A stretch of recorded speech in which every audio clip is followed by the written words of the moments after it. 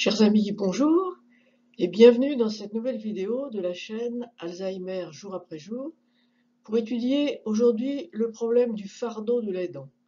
Alors c'est un mot qui va vous paraître peut-être un peu fort, mais quand on accompagne au quotidien un patient atteint de maladie d'Alzheimer, c'est vraiment une réalité et ça représente vraiment une charge pour l'aidant. En effet, on considère actuellement en France que 11 millions de personnes prennent en charge à domicile un proche malade, âgé, handicapé ou dépendant. Et quand on accompagne un patient atteint de maladie d'Alzheimer, on a souvent droit à l'ensemble. C'est souvent une personne âgée qui progressivement va devenir handicapée et de plus en plus dépendante. On considère généralement cela comme normal et on s'oublie soi-même, faisant passer le malade avant soi-même, avant sa propre santé. On trouve ça complètement normal d'accompagner et on a tendance vraiment à négliger son état de santé. Et effectivement, 40% des aidants sont actuellement en situation d'épuisement. Nous disposons d'un outil très simple qui s'appelle l'échelle de Zarit, du nom de monsieur Zarit, qui est un Américain, docteur en développement humain, professeur à l'université de Pennsylvanie et également en Suède, et qui a fait beaucoup de travaux et d'études sur la charge que représente l'accompagnement d'une personne dépendante et souvent âgée, à la fois pour les soignants et aussi pour les familles. C'est un outil qui permet de calculer la charge émotionnelle, physique et financière ressentie par l'aidant familial d'une personne en perte d'autonomie ou dépendante. C'est un auto-questionnaire non spécifique de la maladie d'Alzheimer, mais parfaitement adapté, qui comporte 22 questions auxquelles on doit attribuer une note de 0 à 4, correspondant à un état: 0 pour jamais, 1 pour rarement, 2 pour parfois, 3 pour assez souvent et 4 pour presque tout le temps. Le score total se situe entre 0 et 88. Plus il est élevé, plus la charge ressentie par l'aidant est importante. Si le score se situe entre 0 et 20 points, la charge de l'aidant est considérée comme légère. Entre 21 et 40 points, on la considère comme légère à modérée. De 41 à 60, modérée à sévère. Et si vous dépassez 61, là, la charge est vraiment très sévère. Vous allez donc avoir à répondre à 22 questions. À quelle fréquence vous arrive-t-il de, en notant pour chaque question 0, 1, 2, 3, 4, selon que vous répondrez jamais, rarement, parfois, assez souvent, presque tout le temps. Vous pouvez faire tranquillement ce questionnaire en mettant pause sur la vidéo pour prendre le temps de réfléchir à chaque question. Si vous le souhaitez, vous pouvez aussi aller au bas de cette vidéo et vous allez trouver l'intégralité des 22 questions. Et si vous voyez bien, maintenant, nous allons dérouler tranquillement ces 22 questions. À quelle fréquence vous arrive-t-il de sentir que votre parent vous demande plus d'aide qu'il n'en a besoin?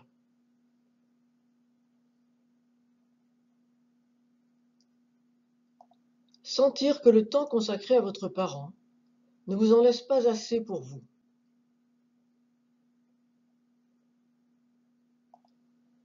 Vous sentir tiraillé entre les soins à votre parent et vos autres responsabilités familiales ou peut-être de travail.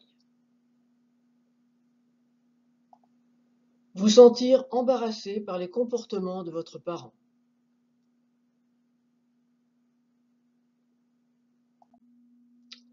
Vous sentir en colère quand vous êtes en présence de votre parent.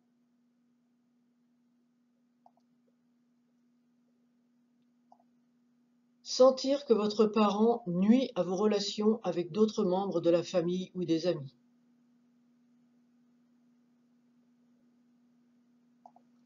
Avoir peur de ce que l'avenir réserve à votre parent. Sentir que votre parent est dépendant de vous. Vous sentir tendu en présence de votre parent.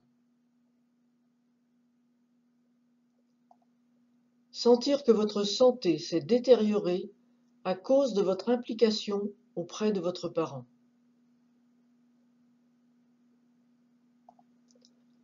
Sentir que vous n'avez pas autant d'intimité que vous aimeriez à cause de votre parent. Sentir que votre vie sociale s'est détériorée du fait que vous prenez soin de votre parent. Vous sentir mal à l'aise de recevoir des amis à cause de votre parent.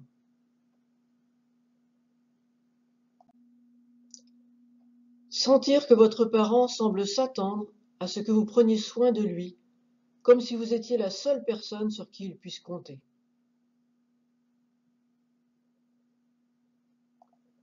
Sentir que vous n'avez pas assez d'argent pour prendre soin de votre parent encore longtemps, compte tenu de vos autres dépenses.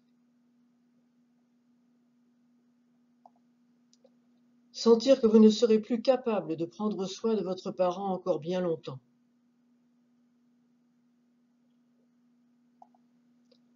Sentir que vous avez perdu le contrôle de votre vie depuis la maladie de votre parent.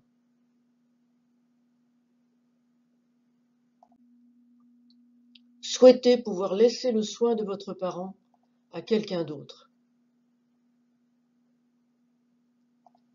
Sentir que vous ne savez pas trop quoi faire pour votre parent. Sentir que vous devriez en faire plus pour votre parent. Sentir que vous pourriez donner de meilleurs soins à votre parent. En fin de compte, à quelle fréquence vous arrive-t-il de sentir que les soins à votre parent sont une charge, un fardeau?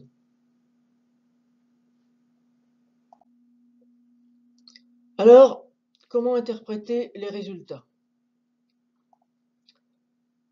Si vous comptabilisez entre 0 et 20 points, on va considérer votre charge comme faible, voire nulle. Si vous êtes entre 21 et 40 points, cette charge est légère et elle impacte relativement peu encore votre vie personnelle et votre équilibre de vie. Par contre, si vous êtes entre 41 et 60, la charge étant considérée comme modérée, elle commence à prendre la place dans votre vie quotidienne, mais vous arrivez tout de même à tenir le coup, à garder le cap et à maintenir un certain équilibre, bien que par moments la fatigue soit présente et que l'accompagnement prend quand même pas mal de place dans votre vie. Enfin, si vous comptabilisez entre 61 et 88, là, la charge que représente l'accompagnement de votre proche est vraiment très lourde, très sévère. Il est vraiment urgent de vous faire aider pour limiter ou éviter l'épuisement auquel vous êtes visiblement actuellement confronté. Alors, comment utiliser l'échelle de Zarit et quels sont ses avantages? C'est d'abord un outil de réflexion qui va permettre de prendre conscience des difficultés rencontrées et qui va donc permettre à l'aidant d'exprimer son ressenti, ses émotions et aussi ses expériences. C'est un outil qui est facile à utiliser. Il suffit de se donner un moment de calme sans être importuné pour répondre aux questions de la manière la plus honnête possible, sachant qu'il n'y a pas de mauvaise réponse, il n'y a pas de mauvais score.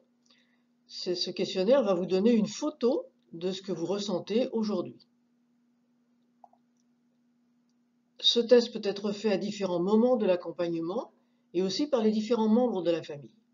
Il arrive quelquefois, quand il y a plusieurs frères et sœurs qui s'occupent d'un parent, que l'un d'entre eux soit plus présent et ça va permettre aux autres de se rendre compte vraiment de la charge que représente l'accompagnement au quotidien, par exemple. Il est intéressant aussi de suivre l'évolution de la maladie. Si vous êtes au-dessous des 40 dans le total, le score total, vous pouvez faire ce test une fois par an pour faire le point. Et si vous avez dépassé les 40, et en particulier si vous êtes dans la dernière partie au-dessus de 60, il est conseillé de faire ce test 3 voire 4 fois dans l'année. Ça va vous permettre de vraiment mesurer votre épuisement et la façon dont vous réagissez à cet accompagnement.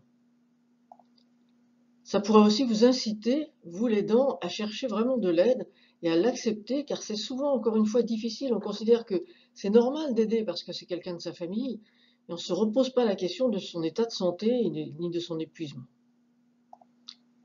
Enfin, ça pourra avoir aussi un rôle important dans la réduction du stress, car ça va vous permettre de mettre le doigt sur les points qui sont difficiles pour vous et peut-être de prendre les mesures adéquates. Enfin, ça peut avoir un rôle aussi de permettre une meilleure collaboration avec les soignants pour une meilleure prise en charge, sachant que certains soignants sont très très proches des patients qu'ils accompagnent, ils sont aussi très proches des aidants, et donc une meilleure collaboration est vraiment un atout à la fois pour le malade et à la fois pour la famille. J'espère vous avoir été utile en vous informant de cet outil qui est l'échelle de Zarit. C'est vraiment un outil qui peut permettre de préserver votre santé, et si vous êtes en bonne santé, la personne que vous accompagnez ira mieux également. Alors n'hésitez pas à faire connaître cet outil, à faire le test. Je vous rappelle qu'en bas de cette vidéo, vous avez les 22 questions que vous pouvez imprimer. N'hésitez pas à vous abonner à la chaîne si ce n'est pas déjà fait. Mettez des commentaires aussi, c'est toujours très intéressant pour moi. Et à très bientôt dans une prochaine vidéo.